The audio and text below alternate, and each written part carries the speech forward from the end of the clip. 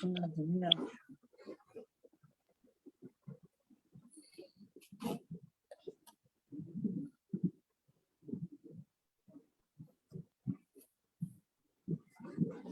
Start करते हैं मुझे सकते हैं क्षमा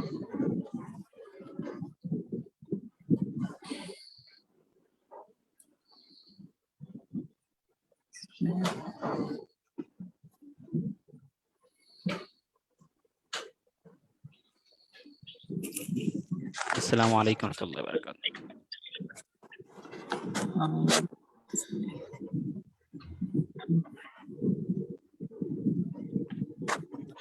ہلو السلام علیکم. جی آواز آ رہی میری؟ السلام ورحمۃ اللہ وبرکاتہ. مغفرت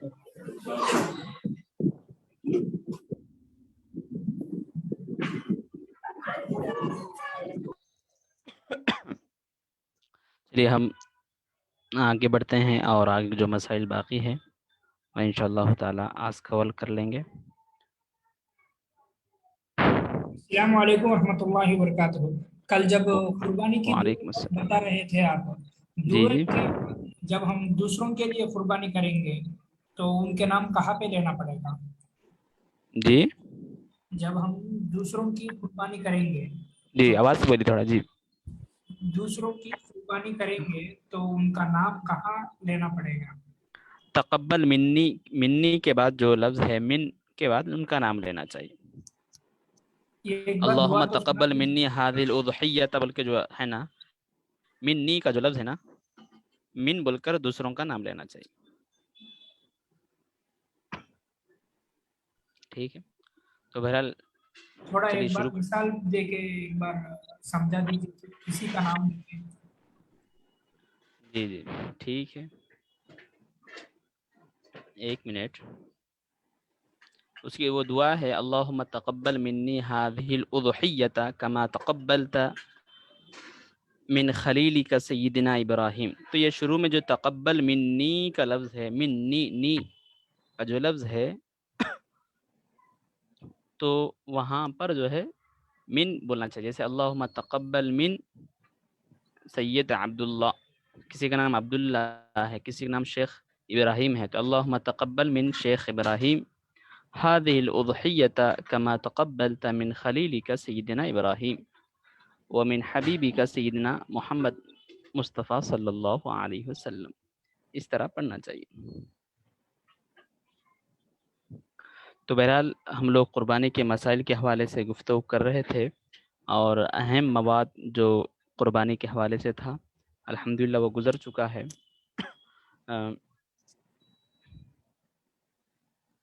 اب جو ہے یہ چند باتیں اہم جو ہے انشاءاللہ پیش کرنے کے ساتھ حاصل کی جائیں گی.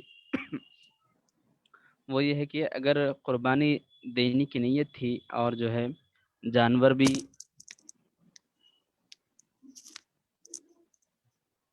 بھی ہم نے لا لیا تھا، قربانی کا جانور بھی خرید کر لا چکے تھے، لیکن ایسا ہوا کہ کچھ حالات کی وجہ سے یا کسی اور سبب کی وجہ سے ہم قربانی نہ دے سکے، قربانی کا جانور ذبح نہ کر سکے، تو ایسے موقع پر ہمیں کیا کرنا چاہیے؟ یعنی جو 3 دن تھے وہ 3 دن گزر چکے ہیں اور قربانی کا جو وقت تھا وہ ختم ہو چکا ہے، تو ایسے موقع پر ہمیں کیا کرنا چاہیے؟ تو اس کے بارے میں فرمایا گیا ہے کہ اگر جانور ہم نے خرید لیا ہے تو چاہیے کہ وہ جانور کو صدقہ کر دینا چاہیے، صدقہ کر دینا چاہیے، اور اسے زبان نہیں کر سکتے ہیں. جانور کو جو ہے مکمل جیسا جانور رکھا ہوا ہے اس جانور کو صدقہ کر دینا ہے. اور اسی طرح جو ہے اور اگر کوئی آدمی جانور نہیں خریدا تھا، قربانی نہیں دیا، قربانی واجب تھی اور جانور بھی نہیں خریدا، اب جو ہے بیچ میں سال میں. جی فرمائیے. اس سے پہلے کون سے جانور کو صدقہ کر دینا ہے سر؟ نہیں سنے، ابھی جوائن ہوئی. اچھا ہاں، وہ جانور، وہ شخص جو قربانی جس پر واجب تھی، قربانی کا جانور بھی لا لیے تھے، لیکن جو ہے قربانی کے جو 3 دن ہیں اس کے اندر قربانی نہیں کر سکے، جانور ذبح نہیں کر سکے، جانور لا لیے، قربانی واجب تھی، کوئی پریشانی آ گئی، کوئی مصیبت آ گئی یا کوئی اور ریزن ہے، بہرحال 3 دن گزر گئے، قربانی کرنے کی نیت تھی، جانور بھی لا لیے تھے، لیکن اب ذبح نہیں کر سکے تو کیا کرنا؟ تو اس کے بارے میں بتایا گیا کہ وہ جانور کو صدقہ کر دینا چاہیے، صدقہ کر دینا چاہیے، اور اسے استعمال تو نہیں کر سکتے ہیں، اور کاٹ کر ذبح کر کے بھی نہیں کرنا ہے، بلکہ جیسا سالڈ ہے ویسے ہی جو ہے صدقہ کر دینا ہے۔ اور اگر بتا رہے ہیں کہ قربانی کے دن گزر گئے لیکن جانور نہیں خریدے تھے، قربانی واجب تھی لیکن جو ہے ارادہ بھی نہیں ہوا تھا اور جانور بھی نہیں خریدے تھے، لیکن قربانی واجب تھی، اب قربانی کے دن گزرنے کے بعد جو ہے خیال ہوا کہ چلو قربانی کر لیتے ہیں، اور یا پھر جو ہے اس کا حل کیا ہے کہ ہم قربانی نہیں دے سکے، تو اس کے بارے میں بتایا گیا ہے کہ آئندہ سال اگر قضا کرنا چاہے تو کر سکتا ہے کیا؟ تو بتا رہے ہیں کہ آئندہ سال قضا نہیں کر سکتے اس کی، بلکہ اب کیا کرنا ہے، ہو سکے تو جانور یا اس کی جو قیمت ہے وہ خیرات کر دینا، اگر جانور خرید کے خیرات کرنا چاہ رہے ہیں تو بھی کر سکتے ہیں، یا پھر جو ہے جو اس کی قیمت ہوتی ہے وہ خیرات کرنا چاہے تو بھی قربانی ہو جائے گی، صدقہ ہو جائے گا وہ، لیکن جانور لے کر ذبح کریں گے اور گزشتہ سال جو نہیں دیے تھے اس کا کفارہ ہو جائے گا، یہ ایسا نہیں ہوتا، ایسا نہیں ہوگا، بلکہ گزشتہ سال جو چھڑ گئی تھی اس کا کفارہ وغیرہ کچھ نہیں ہے، بلکہ جو ہے جانور یا اس کی قیمت صدقہ کر دینا چاہیے، خیرات کر دینا چاہیے۔ اور اگر بتا رہے ہیں کہ قربانی کے حوالے سے چند اور اہم مسائل آپ کے خدمت میں انشاءاللہ پیش کیے جائیں گے۔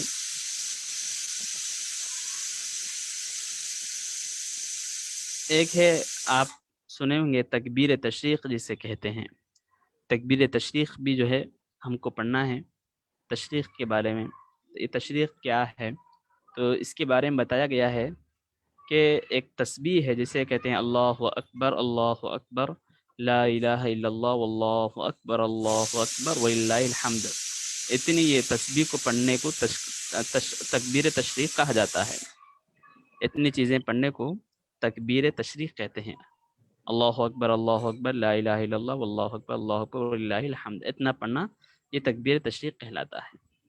تو فرض نمازوں کے بعد یہ پڑھنے کا ہے، لیکن سوال ہے کہ کب سے پڑھنا ہے، کب تک پڑھنا ہے، کیا سنتوں کے بعد ہی پڑھنا ہے یا واجب کے بعد پڑھنا یا نہیں پڑھنا، جماعت کے ساتھ پڑھنا یا تنہا پڑھنا، یہ مسائل جاننا سمجھنا ضروری ہے، اور کون کون پڑھنا کون نہیں پڑھنا یہ بھی سمجھنا ضروری ہے۔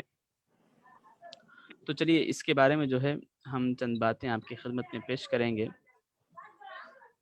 کہ تکبیر تشریق اصل ابتدا کہاں سے ہوئی، تو اس کے بارے میں بتایا گیا ہے کہ حضرت ابراہیم اور جو حضرت اسماعیل علیہ السلام کا ذبح کرنے کا جو واقعہ ہے اس سے یہ وابستہ ہے۔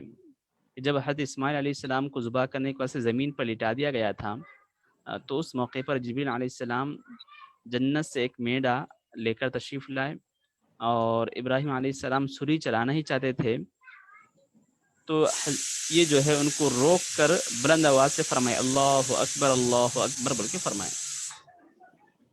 جبریل علیہ السلام مینڈا لائے اور لا کر جو ہے اللہ اکبر کہہ کر ان کی چھری کو روک دی۔ جب ابراہیم علیہ السلام یہ آواز سنے تو اپنا سر جو ہے آسمان کی طرف اٹھائے اور سمجھ گئے کہ اللہ تعالیٰ کی طرف سے جو آزمائش کا وقت ہے وہ گزر چکا ہے، تو خوش ہو کر فرمائے لا الہ الا اللہ واللہ اکبر، ابراہیم علیہ السلام اتنا فرمائے۔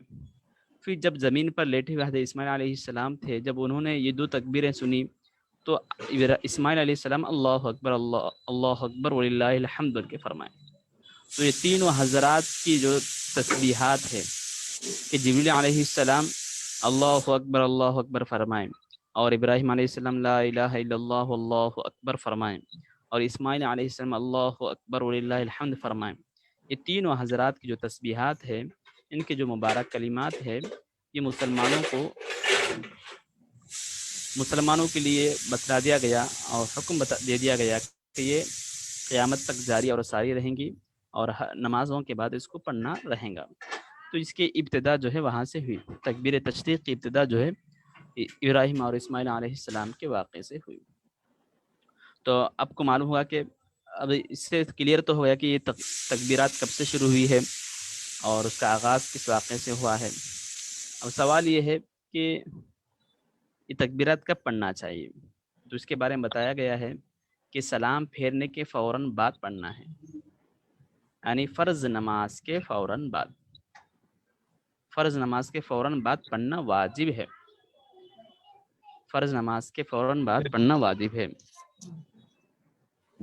لہذا اگر کوئی آدمی مسجد سے باہر نکل گیا یا جان بوجھ کر وضو اس کا توڑ دیا یا گفتگو کر لیا یا بھول کر جو ہے تکبیر چھوڑ دیا تو اب دوبارہ اس کو جو ہے نہیں پڑھ سکتا ہے.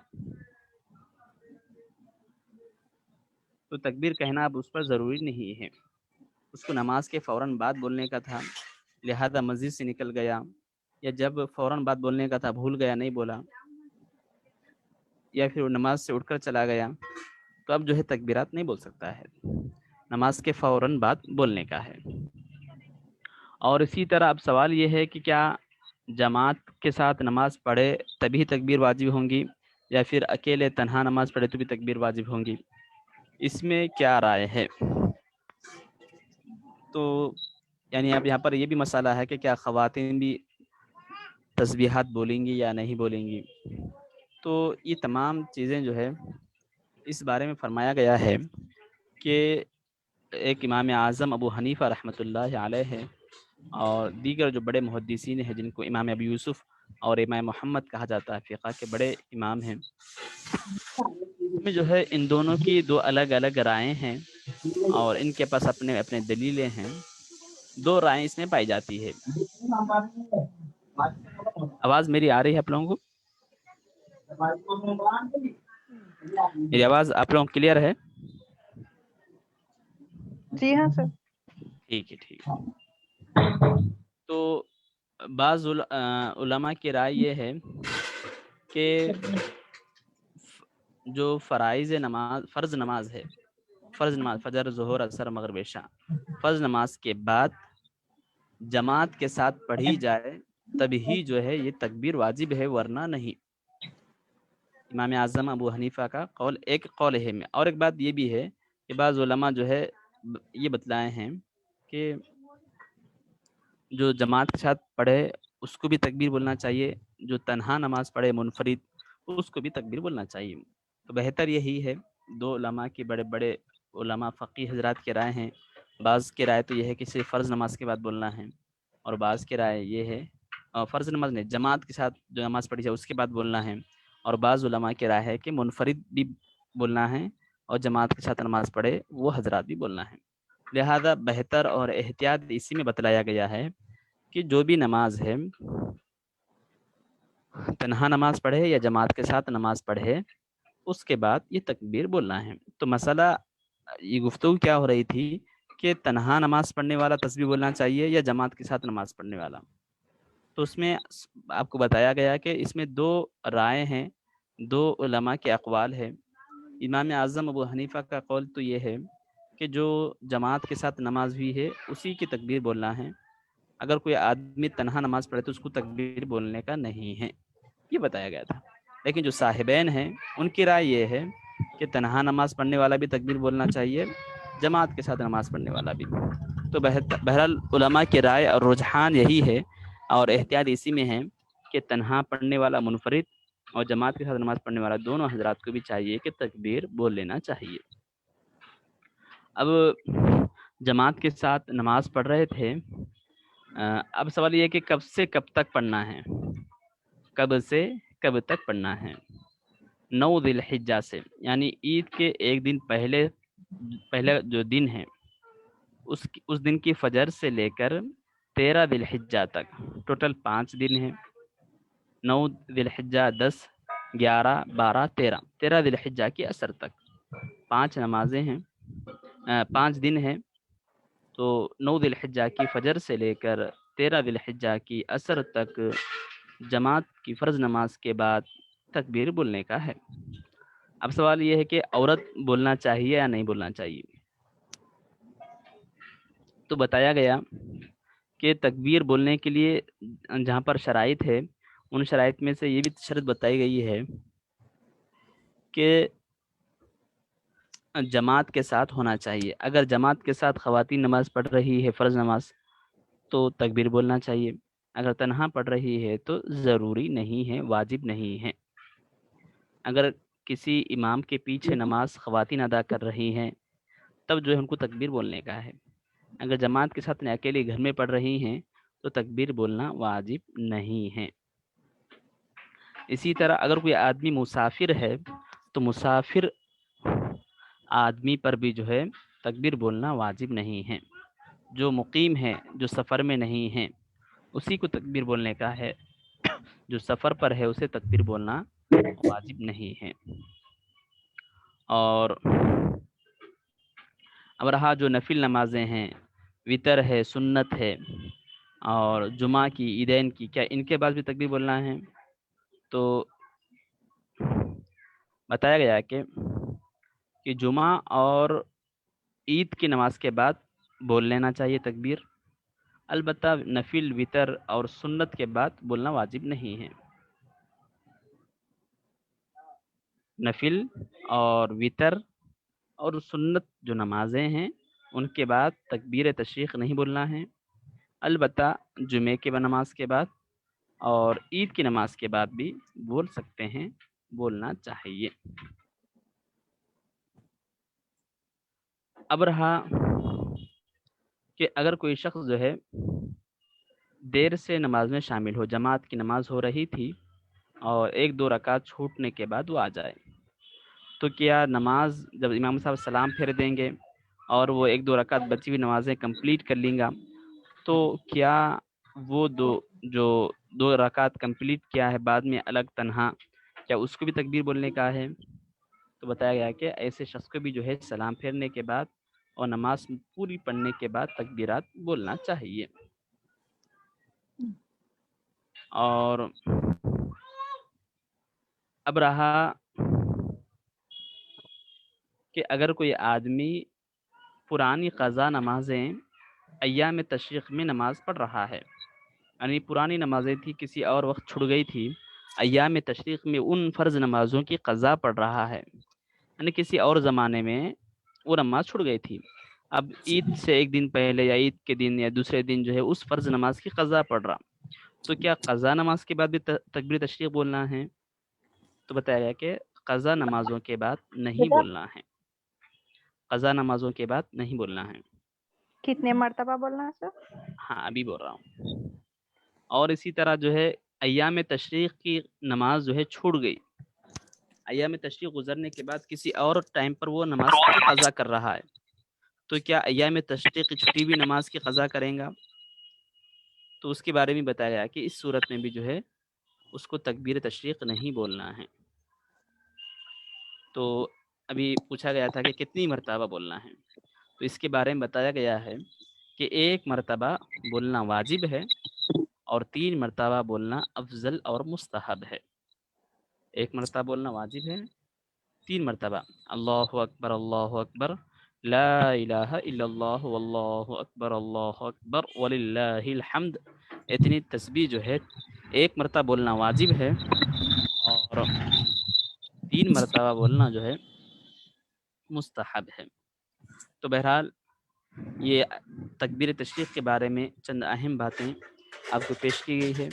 तो इससे मालूम हुआ कि तकबीर तशरीक़ किसको बोलने का है, तकबीर तशरीक़ किससे बोलना है और किससे नहीं बोलना है।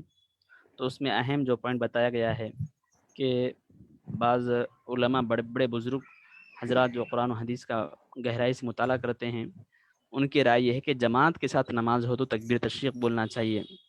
अलबत्ता जो इमाम अबू यूसुफ़ और इमाम मोहम्मद साहिबैन जिसे कहा जाता है, बड़े फ़िक़्ह के बड़े इमाम हैं, उनके राय ये है कि जमात के साथ नमाज़ पढ़े तब भी जो है तकबीर बोलना चाहिए, तन्हा नमाज़ पढ़े जब भी जो है तकबीर बोलना है। तो फ़राइज़ के बाद बोलना है, वाजिब, सुन्नत, नफिल के बाद नहीं बोलना है, और जमात से जो नमाज हो उसे उसकी बोलना है, تنہا جو نماز پڑھ رہے ہیں اس کے بولنے میں تھوڑا سا اختلاف پایا گیا ہے. تو 9 ذی الحجہ کی فجر سے لے کر 13 ذی الحجہ کی عصر تک بولنا ہے. اور اگر کوئی آدمی فوراً نماز کے بعد نہ بولے، بھول جائے، تھوڑے سے وقفے کے بعد یا اٹھ کھڑے ہو جانے کے بعد یا پھر کچھ بات چیت کرنے کے بعد یاد آ جائے تو اسے پھر وہ جو ہے دوبارہ بولیں گا تو جو واجب تھی وہ ادا نہیں ہوں گا. واجب کب ہے؟ نماز کے فوراً بعد بولنے کا ہے.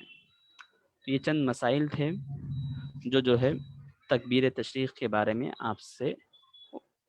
آپ کو بتائے گئے تھے. تو تکبیر تشریق کے مسائل ختم ہو چکے ہیں اور چند مسائل جو ہے عید کے حوالے سے انشاءاللہ پیش کر دی جائیں گے. اس سے جو ہے عید کی نماز پڑھنے میں آسانی ہو جائے گی. دیکھیے عید کی نماز کس طرح پڑھنا ہے. عید کی نماز سے پہلے چند چیزیں ایسی ہے جو کرنا مستحب کہلاتا ہے.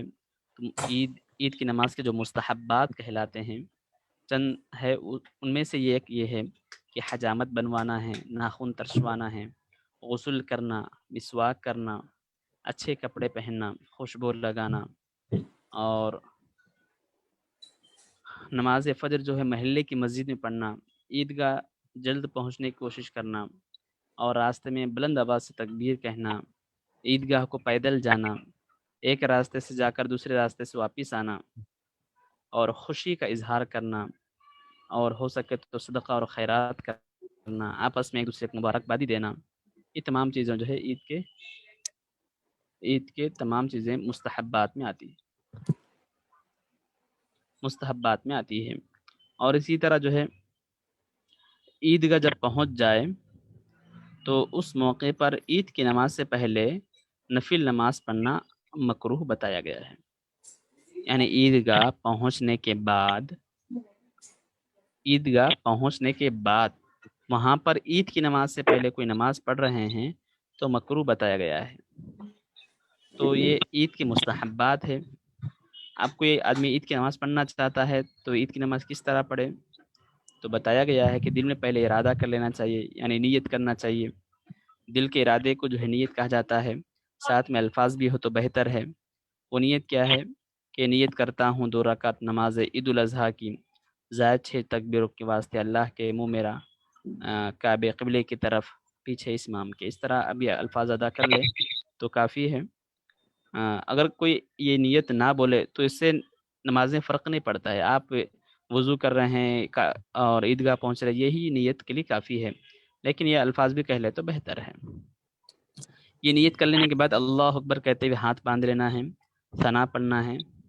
اور یہاں پر یہ بھی سمجھنا ضروری ہے، یہ عام مسئلہ ہے، چاہے عید کی نماز کا ہو یا 5 وقتہ نماز کا ہو یا کسی بھی پورے سال بھر کا زندگی بھر کا مسئلہ ہے کہ جو بھی نماز میں ہم کو آہستہ پڑھنے کا ہے.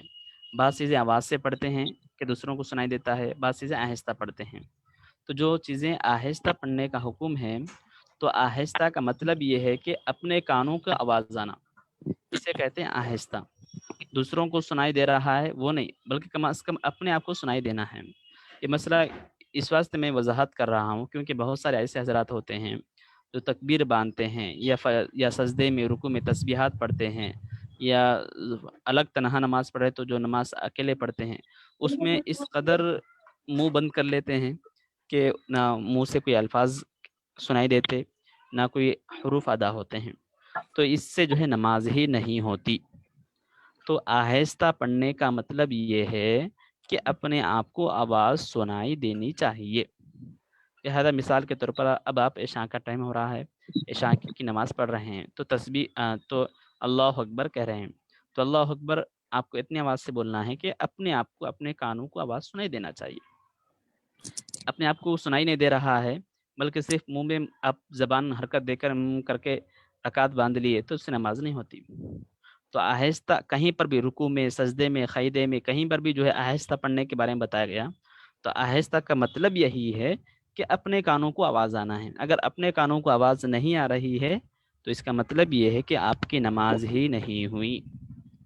لہذا کوئی بھی نماز ہو، سال کے 12 مہینے کی بات کر رہا ہوں میں، عید کی نماز کی نہیں، کسی بھی ٹائم کی جو بھی نمازیں ہیں، جو بھی جہاں پر بھی آپ آہستہ پڑھ رہے ہیں تو آہستہ کا مطلب یہی ہے کہ اپنے کانوں کو سنائی دینا چاہیے. امید ہے کہ آپ مسئلہ سمجھ گئے ہوں گے. کور ہے اس میں.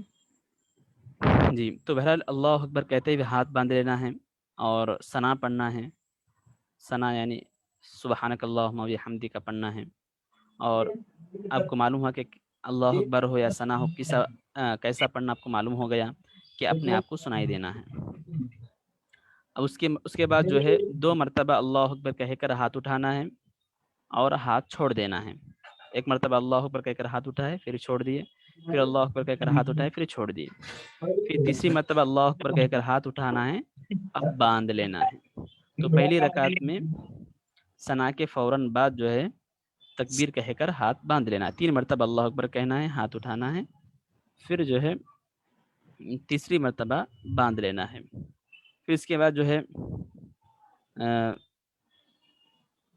امام صاحب جو ہے قرات کریں گے, پھر رکوع ہوں گا, سجدہ ہوں گا, پھر دوسری رکعت کے لیے کھڑے ہو جائیں گے. اب دوسری رکعت میں کیا ہوں گا, پہلے امام صاحب قرات کر لیں گے, پھر جو ہے سورہ فاتحہ ضم سورہ سب ہو جائیں گا. اس کے بعد جو پھر 3 تکبیریں بولیں گے, اللہ اکبر کہیں گے, ہاتھ اٹھائیں گے, چھوڑ دیں گے, اللہ اکبر کہیں گے, ہاتھ اٹھائیں گے, چھوڑ دیں گے, 3 مرتبہ کہیں گے, ہاتھ اٹھائیں گے, چھوڑ دیں گے, چوتھی مرتبہ اللہ اکبر کہتے ہوئے رکوع میں چلے جائیں گے. اب اس کے بعد رکوع سجدہ ہوں گا, پورا قاعدہ ہوں گا اور پوری نماز کمپلیٹ ہو جائیں گی. تو 2 رکعت ہے عید کی نماز. پہلی رکعت میں فوراً ثنا کے بعد 3 مرتبہ تکبیر کہتے ہیں, اور دوسری رکعت میں لاسٹ میں قرات کرنے کے بعد 3 مرتبہ تکبیر کہی جاتی ہے. تو یہ عید کی نماز کا طریقہ ہے.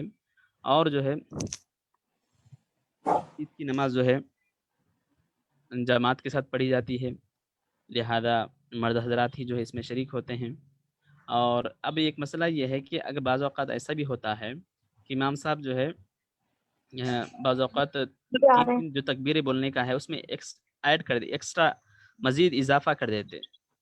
6 تکبیریں ٹوٹل بولنے کا ہے تو اضافہ کر دیے. تو ایسے موقع پر کیا کرنا چاہیے, تو اس کے بارے میں بتایا گیا کہ امام صاحب اگر عیدین کی تکبیرات میں اضافہ کر دے تو امام صاحب کی پیروی کرتے ہوئے مصلیوں کو بھی چاہیے کہ اللہ اکبر کہتے ہوئے تکبیر بولنا چاہیے. لیکن 13 تکبیروں تک اللہ اکبر کہتے ہوئے آپ شامل ہو سکتے ہیں, اس کے بعد مزید کہہ رہے ہیں تو امام صاحب کی پیروی نہیں کرنا ہے. اور اسی طرح جو ہے عیدین کی نماز کے بارے میں بتایا گیا ہے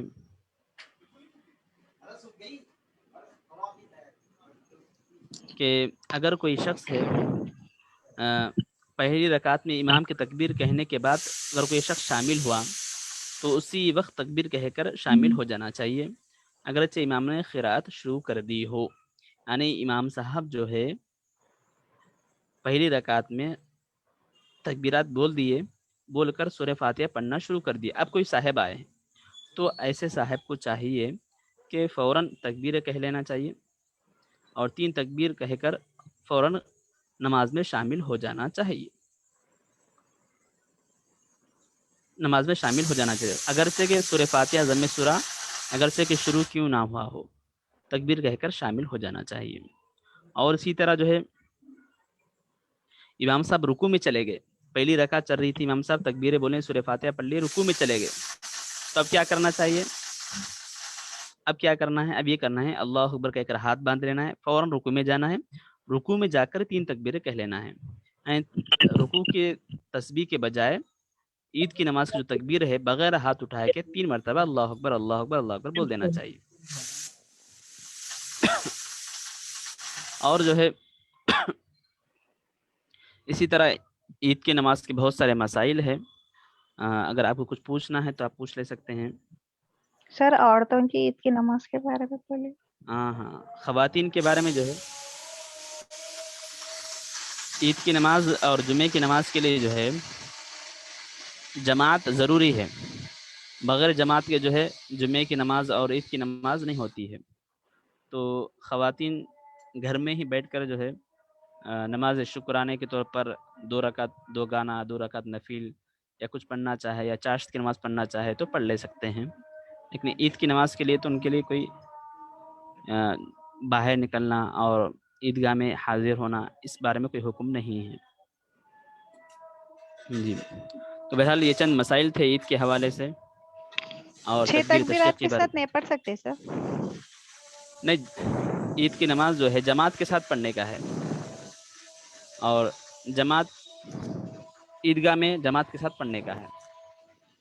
تب گھر میں پڑھ رہے ہیں تو عیدگاہ گھر میں تو نہیں رہتا اور جماعت سے تو نہیں پڑھتے ہیں, تو لہذا جو ہے چاشت کی نماز کے طور پر پڑھ لے سکتے ہیں یا شکرانے کی نماز کے طور پر پڑھ لے سکتے ہیں سر. تو بہرحال یہ چند احکام قربانی کے اور تکبیر تشریق کے اور عید کی نماز کے چند مسائل آپ کو بیان کر دیے گئے ہیں. بہرحال آج ہمارا آخری دن ہے اور یہیں پر جو ہے یہ کورس ختم ہوتا ہے. اگر آپ کو کچھ پوچھنا ہے تو آپ پوچھ لے سکتے ہیں. اس کے بعد انشاءاللہ پھر کبھی اور کوئی کورس ہوگا تو انشاءاللہ اس میں ضرور ملاقات کریں گے. جی